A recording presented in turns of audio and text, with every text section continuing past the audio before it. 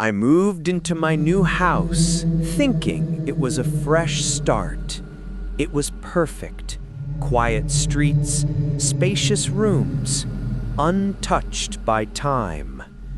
But there was one thing that didn't make sense. At the end of the hallway, there was a small wooden door, locked. No key, no explanation, no reason for it to be there.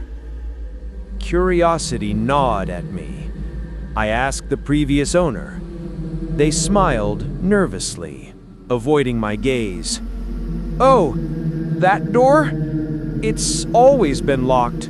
We never go in there," they said, and quickly changed the subject. That night, I lay in bed, staring at the door.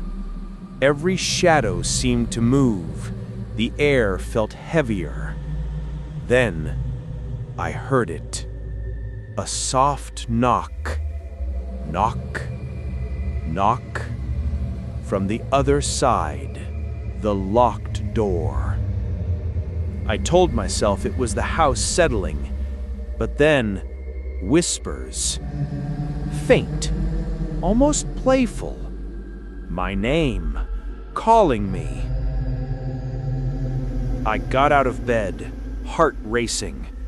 Step by step, I approached the door. The closer I got, the colder it became. I could see my breath in the air, a chill that wasn't natural. I pressed my hand against the wood. It was icy. Then, the knocking stopped. Silence. Absolute silence. And then, a whisper right behind me. I spun around. Nothing.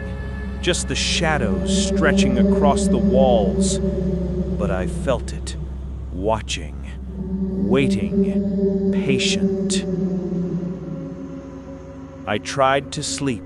Tried to tell myself it was a dream. But the next night, it started again. Knocks. Whispers. Footsteps pacing inside the room that shouldn't even be open. I couldn't ignore it anymore. I searched for a key, anything that could unlock it. I even tried to force it open, but the door wouldn't budge, as if something inside didn't want me to enter. And then, the house. It changed. The air felt alive.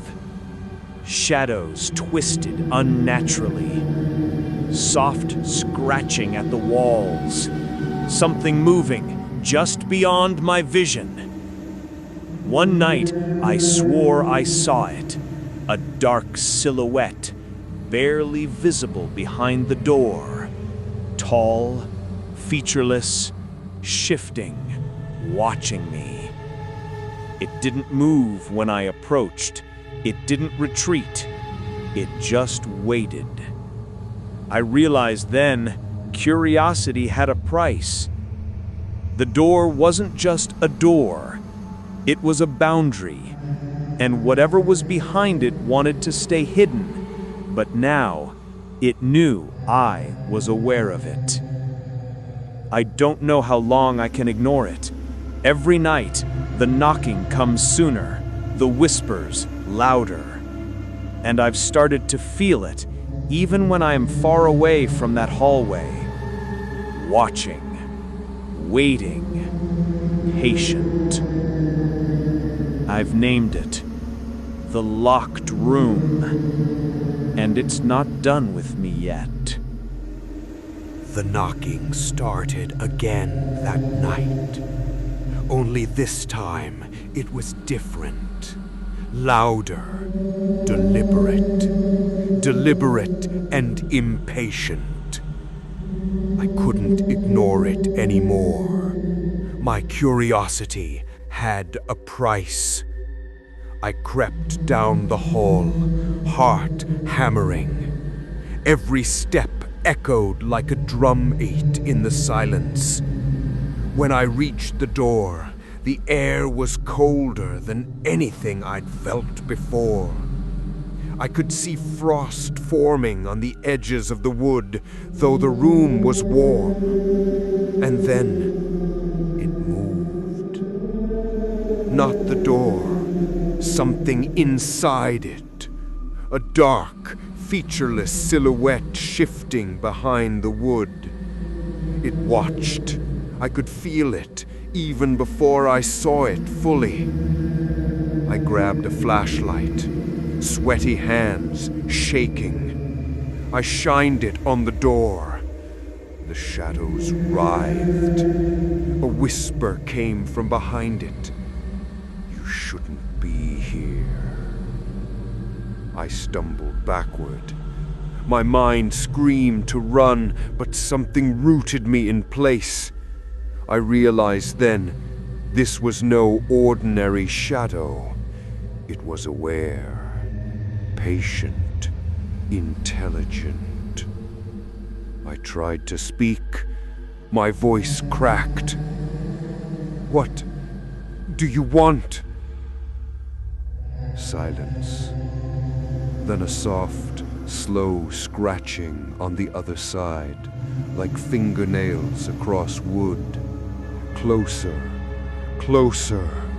I felt a cold wind rush past me, though every window was closed. The flashlight flickered, plunging me into darkness.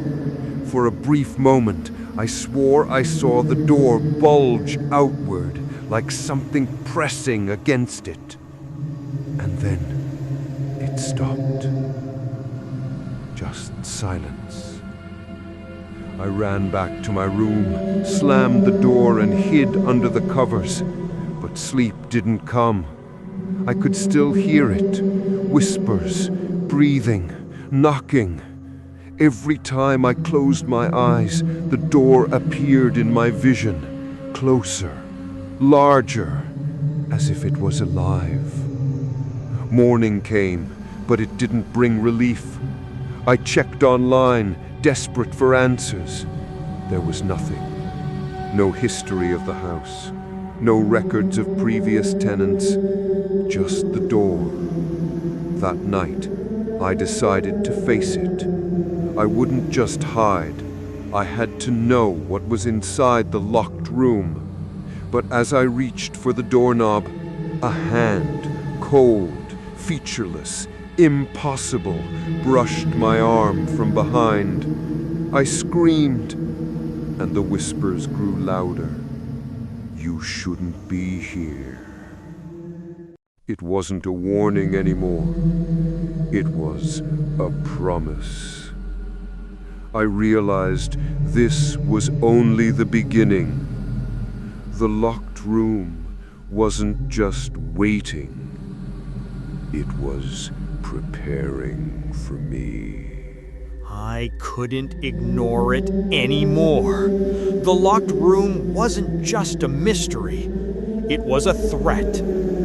That night, I grabbed a crowbar. My hands were shaking so badly I almost dropped it. I approached the door.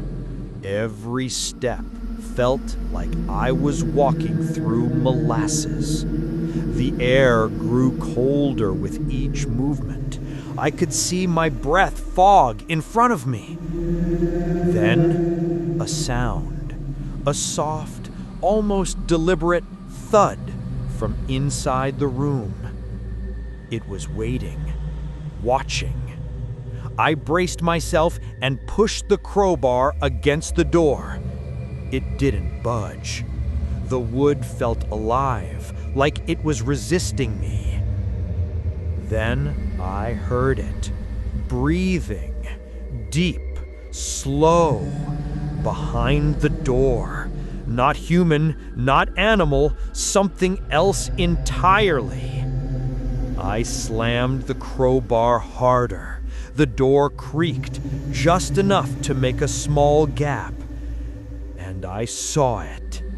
A shadow, taller than any human, featureless, fluid, moving as if it was made of smoke and darkness. I sat in the living room, lights on, trembling. Every sound in the house now had meaning. Every shadow was a warning. And then I heard it whisper again. Closer this time. You came in, now you belong. I don't know what it meant by that, but one thing was clear. The locked room wasn't going to let me leave. It was only a matter of time before it made me enter, whether I wanted to or not. I couldn't take it anymore. The locked room wasn't waiting silently now. It was active. The shadows moved with intent. Every creak of the house sounded like footsteps following me. I decided I had to leave. Grab my keys, my coat, anything to get out. But as I reached the front door, I felt it. A cold presence behind me, brushing against my neck, whispering my name. I spun around. Nothing. But the air was alive, heavy, thick, and watching. I ran down the hallway toward the front door. The lights flickered, the shadows twisted, elongating, blocking my path. I reached the living room and froze. The door to the locked room was wide open. The darkness inside swirled. A low growl echoed. Not human, not animal, something other. And it wasn't alone. Figures emerged. Shadows, featureless, moving like smoke, encircling me. The air grew colder. I could feel the pull, the pressure trying to drag me back toward the door. I screamed, tried to push past them, but my legs felt heavy, trapped. I reached the front door again, fumbled with my keys. A shadow stretched across the hallway, touching the walls, crawling toward me. I could feel it. Fingers of darkness brushing my arms. I thought, this is it. I'm done. Then a sudden flash of light from outside broke through the windows. The shadows recoiled. I threw open the front door and ran into the night. But it didn't end there. The whispers followed me. Even outside, I could feel the cold presence creeping at the edges of my vision. Every alley, every shadow seemed alive. I realized I couldn't escape. The locked room had left its mark. Its reach wasn't confined to the house. It followed, patient, persistent. That night I drove for hours. Every mirror, every reflection made me flinch. Was it behind me? Inside me? Waiting? I don't know how long I can run. The locked room isn't just a room anymore. It's everywhere. And it knows I'm aware of it. The only certainty, this nightmare isn't over. I thought I had escaped. I was wrong. The next morning, I woke up in the hallway of my own house. The front door was locked, the keys were gone, the air was thick with cold, heavy silence. And then I heard it, the knocking, not from the locked room, from inside me, a pounding in my chest, a whisper in my mind. You belong. You belong. I stumbled toward the hallway. The door to the locked room was wide open, and the darkness inside was moving, shaping, waiting. I tried to run. The shadows stretched from the doorway, curling around my legs, dragging me closer. Every step I took forward, something pulled me back. I screamed, but no sound escaped. It was like the house had swallowed my voice. I stepped inside, and the door slammed shut behind me. The room was no longer ordinary. Walls twisted, ceiling stretched unnaturally. Shadows danced on their own. Figures emerged from the corners, featureless, fluid, watching. One reached for me, cold, heavy, solid. It pressed against me, as if testing my fear. I fell to the floor. The shadows circled, whispering. I could feel their hunger, their awareness. Every instinct screamed at me to fight, but I couldn't move. Then I noticed it. Symbols, glowing faintly etched into the walls. Old runes, pulsating with a dim light. The shadows seemed drawn to them, circling faster, almost celebrating. I screamed again, this time loud enough that the room seemed to react. The shadows recoiled. A voice, deep and distorted, echoed, "You cannot leave, not yet, you belong." I realized the locked room wasn't just a room, it was alive. It fed on fear, it thrived on terror, and I was its next victim. I tried to find a way out. Doors appeared and disappeared, walls shifted. Nothing led outside. Nothing was real. Everything was designed to trap me inside and make me stay. Hours passed, or maybe minutes. Time didn't exist here. The whispers grew louder. I could feel a presence right behind me, watching, judging, laughing. And then it touched me. Cold, heavy, impossible fingers against my shoulder. I screamed, and everything went black. I woke up in the living room, but I knew the locked room had claimed me, and it was only a matter of time before it called me back. I thought I had seen everything the locked room could do. I was wrong. That night, the whispers became screams. The shadows weren't just moving. They were alive. They flowed across the walls, stretched across the floor, and reached for me. Every corner I looked into hid something. Watching, waiting. I realized I couldn't run. There was no escape. The locked room had me. I tried to fight. I screamed. I pushed. I clawed at the walls, but the shadows were stronger than me. They twisted my limbs, held me down, and pressed against my mind. The whispers grew louder, repeating a single phrase. "You belong forever." Then, in the center of the room, a doorway appeared. Not a normal door. It was black, endless, pulsating with a cold, unnatural light. The shadows seemed to guide me toward it. Did you survive the terror of the locked room? If this story sent chills down your spine, imagine what's still out there.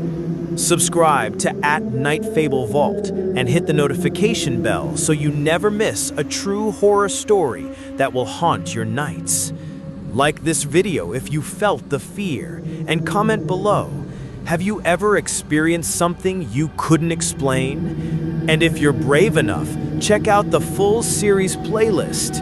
The locked room isn't finished, and neither are the horrors waiting for you.